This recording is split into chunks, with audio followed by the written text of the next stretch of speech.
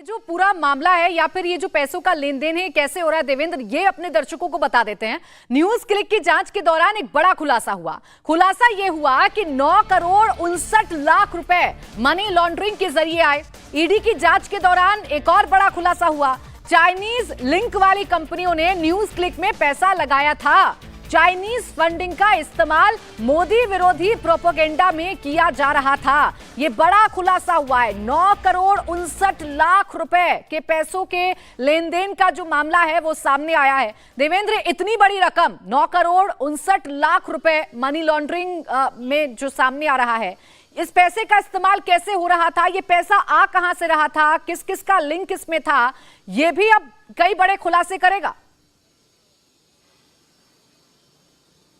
निश्चित तौर पे, और उसी लिहाज से ये जांच शुरू हुई थी और ऐसा बहुत सामने दिखता है। और आप देखें तो कभी भी कोई ऐसा एपिसोड जब सामने आएगा तो आपको अचानक लगेगा कि उस एपिसोड के विरोध में कुछ आर्टिकल्स आने शुरू होंगे, कुछ अलग अलग ओपिनियन आने शुरू होंगे, चाहे ट्रेडिशनल मीडिया में आना शुरू हो जाए या सोशल मीडिया में आना शुरू हो जाए। एक्चुअली वो एक माहौल बनाने की कोशिश होती है और उसके पीछे की जो ताकतें हैं वो ताकतें उसको लेके माहौल बनाती है। उदाहरण के तौर पर समझें कि अगर राफेल डील भारत के सरकार के साथ हो रहा है, भारत की सरकार के साथ फ्रांस की सरकार के साथ कोई रक्षा का सौदा हो रहा है, तो वहाँ पर जो दूसरी कंपटीटर कंपनी हैं वो ये कोशिश करती हैं कि वो तो खुद आकर कुछ बोल नहीं सकती। तो वैसे में उस देश में, जैसे राफेल के मामले में भारत में जो लोग मौजूद हैं जो कि इसकी मुखालफत कर सकते हैं,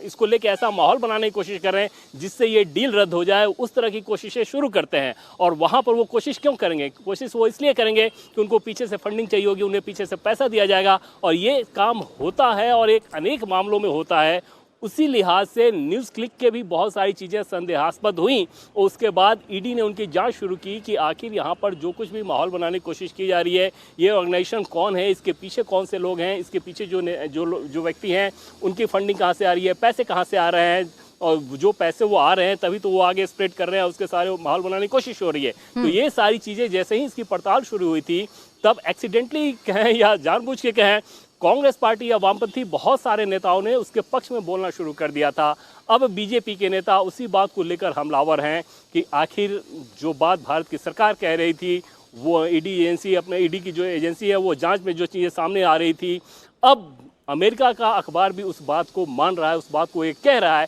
कि एक्चुअली ये चीनी इंटरेस्ट को प्रोपेगेट करने के लिए किया जा रहा था। और उसमें जब 2008 का कांग्रेस पार्टी और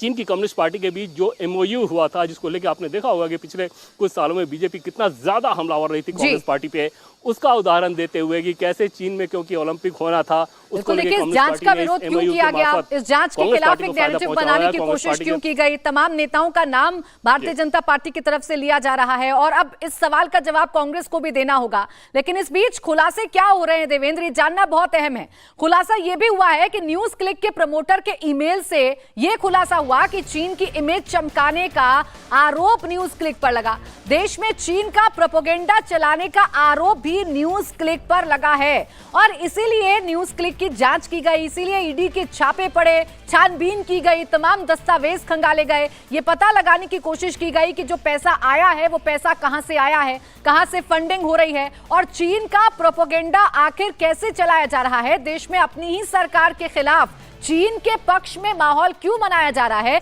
ये जांच के दौरान अभी तक सामने आ चुका है। देवेंद्र, ऐसे में मुश्किल हो जाएगी कांग्रेस के उन तमाम नेताओं के लिए जो लगातार इसे फ्रीडम ऑफ स्पीच या मीडिया के फ्रीडम से जोड़कर देख रहे थे और सीधा सीधा जो आरोप लगा रहे थे मोदी सरकार पर कि ये मोदी सरकार इनके खिलाफ अगर कोई कुछ बोल दे तो चुप करने के लिए ईडी सीबीआई का इस्तेमाल करती है। ये खुलासे उन्हें जरूर मुसीबत में डाल सकते हैं। बिल्कुल प्राची, और ऐसे आप देखें तो ये एक तरह से एक मोडस ऑपरेंडी होता है इस तरह की चीज़ों में कि आप फ्रीडम ऑफ एक्सप्रेशन के नाम पर, फ्रीडम ऑफ स्पीच के नाम पर या ह्यूमन राइट्स के नाम पर, इन तीनों चीज़ों के नाम पर आपके अपने वेस्टेड इंटरेस्ट के जो ग्रुप हैं उनको पोषित करने की कोशिश करते हैं। आप अमेरिका में भी देखें कि अमेरिका से बहुत सारी आवाज़ें आनी शुरू हो जाती है कि भारत में कैसे ह्यूमन राइट का वायलेशन हो रहा है। उसके पीछे अगर आप उनकी पड़ताल करें तो समझ में आएगा कि एक्चुअली वो एक प्रेशर ग्रुप है, एक लॉबी ग्रुप है और इस तरह का ओपिनियन बना के, एक माहौल बना के भारत सरकार में अपने इंटरेस्ट को पूरा करने की कोशिश करते हैं। भारत की अगर बात करें तो निश्चित तौर पर जैसे ही न्यूज़ क्लिक को लेकर पड़ताल होनी शुरू हुई थी उसके बाद इतने सारे बयानों का सामने आना, उन सारी चीज़ों को लेकर राजनीतिक हमला समझा जा सकता है कि बीजेपी के लिए कितना आसान काम है इस बात को कहना कि अगर न्यूज़ क्लिप जैसी संस्था उसके सहारे कुछ लोग अपने आर्टिकल ऐसे लिख रहे हो जो कि भारत के हित में ना हो, भारत के इंटरेस्ट में ना हो, और उस बात को उसको लेकर अगर कोई जांच चल रही है, कोई कार्रवाई की जा रही है, कुछ पता करने की कोशिश की जा रही है कि आखिर इनकी फंडिंग का सोर्स कहाँ है, ये जो पैसा आया है कहाँ से आया, तो फिर उसके बाद आप उसके पक्ष में आवाज़ उठाना शुरू कर दें और एक माहौल बनाने की कोशिश कर रहे हैं कि सरकार इस आवाज़ को इसलिए दबाना चाहिए अपने ही देश में अपनी ही सरकार के खिलाफ चलाया जा रहा है। चाइनीज प्रोपेगेंडा को यहाँ पर लागू करने की कोशिश की जा रही है। अगर उसी कंपनी पर, अगर उसी संस्था पर छापे पड़ते हैं तो उसका विरोध क्यों किया जाता है, ये बड़ा सवाल है। इंडिया टीवी हर वक्त हर जगह डाउनलोड करने के लिए सर्च करें India TV news Google play store या ऐप स्टोर पर।